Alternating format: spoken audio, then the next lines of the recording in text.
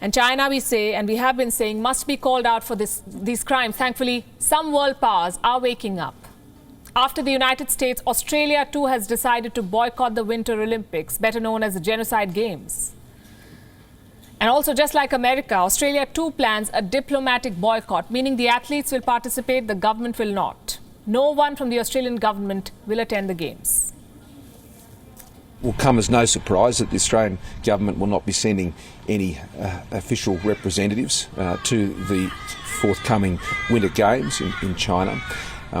For some time, people have been very aware that we have been raising a number of issues that have not been received well in China, and there's been a disagreement between us on those matters. But of course the human rights abuses in Xinjiang and the many other issues that Australia has consistently raised. So it is not surprising, therefore, that Australian government officials would therefore not be going to China for those games. Australian athletes will, though. The Winter Olympics are like kryptonite for world leaders at the moment. Democracies cannot be seen backing this event because if you participate, you're effectively endorsing Xi Jinping's genocidal regime. So far, 3 democracies have announced a boycott: New Zealand, the United States and Australia. It's a half measure, only a diplomatic boycott, certainly not enough, but better than nothing. This decision is putting pressure on other leaders, the likes of Boris Johnson, the Prime Minister of the UK. He was pressed by 2 lawmakers in the British Parliament today. Johnson was asked if his government will boycott the Beijing Games. The Prime Minister was forced to commit to a diplomatic boycott. This is what he said. Mr. Speaker, it was clear from what I said earlier on that the government has no hesitation in raising these issues with China, as I did with President Xi the last time I talked to him, and there will be effectively a diplomatic boycott of the Winter Olympics in Beijing. No ministers are expected to attend.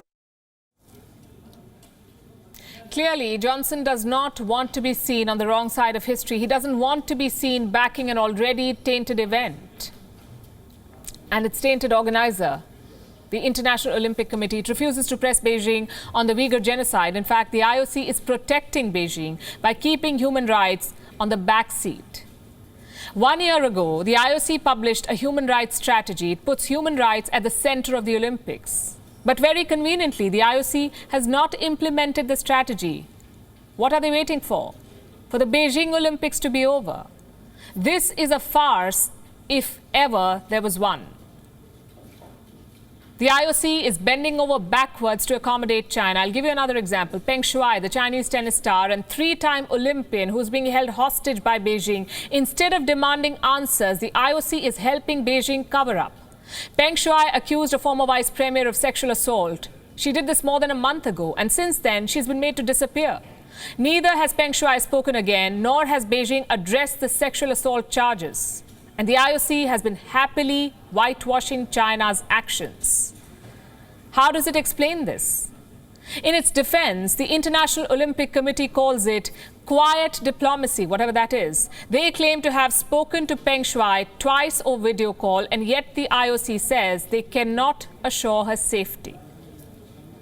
Clear. I mean, I think you've probably seen, probably most of you, the interview that the president of the IOC gave today to explain our personal and athlete-centred approach and why we believe that that is the best way to achieve something in terms of the health and well-being of Peng Shuai. These are very difficult situations, and you know we can't give assurances, and we don't know the full facts. We can't give assurances, he says. That's the IOC for you. They haven't even addressed the sexual assault allegations, not even mentioned them. Why should governments then back the Genocide Games? Is the IOC even serious about player safety? And are governments around the world even serious about holding China accountable? Some countries announce a diplomatic boycott. Others don't even join the conversation. India, for example, it is backing the Beijing Olympics. In November, foreign ministers of China, Russia and India met virtually. A joint statement was issued. It said the ministers expressed their support to China to host Beijing 2022 Winter Olympic and Paralympic Games. The Chinese press played up the statement. They reported on how China has the backing of India for the Winter Games.